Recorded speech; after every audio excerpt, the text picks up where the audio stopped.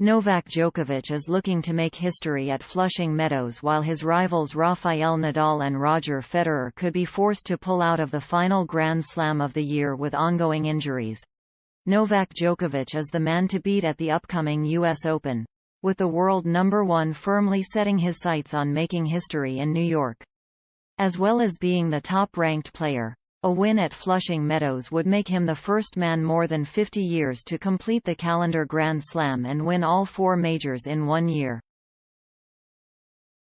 Not only that, but a win would also make him the most decorated male player in history at the big events with a record 21 slams.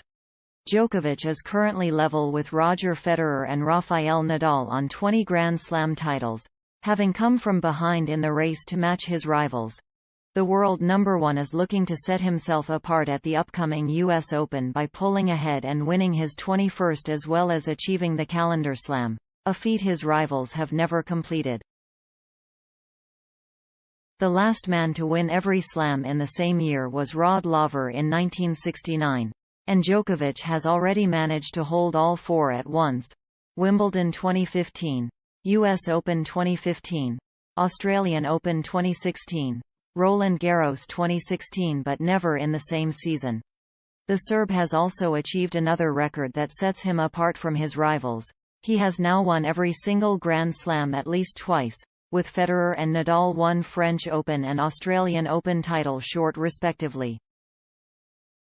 The pressure is now on Djokovic to pull away from his rivals once more at the upcoming US Open, and the odds couldn't be more in his favor with both suffering from ongoing injuries. Federer has played just 5 tournaments since last year's Australian Open, undergoing 2 knee surgeries in 2020 and having a stop-start return to the tour this season.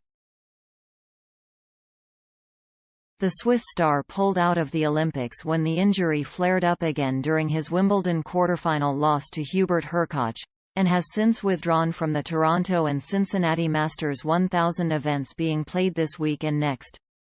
Meanwhile, Nadal found himself sidelined from Wimbledon and the Olympics this summer as he battled with a left foot injury that left him unable to play tennis for 20 days. After an upset loss at Roland Garros to none other than Djokovic himself, the Spaniard only returned to play 2 matches in Washington last week, beating Jack Sock in 3 grueling sets before falling to Lloyd Harris in another long battle.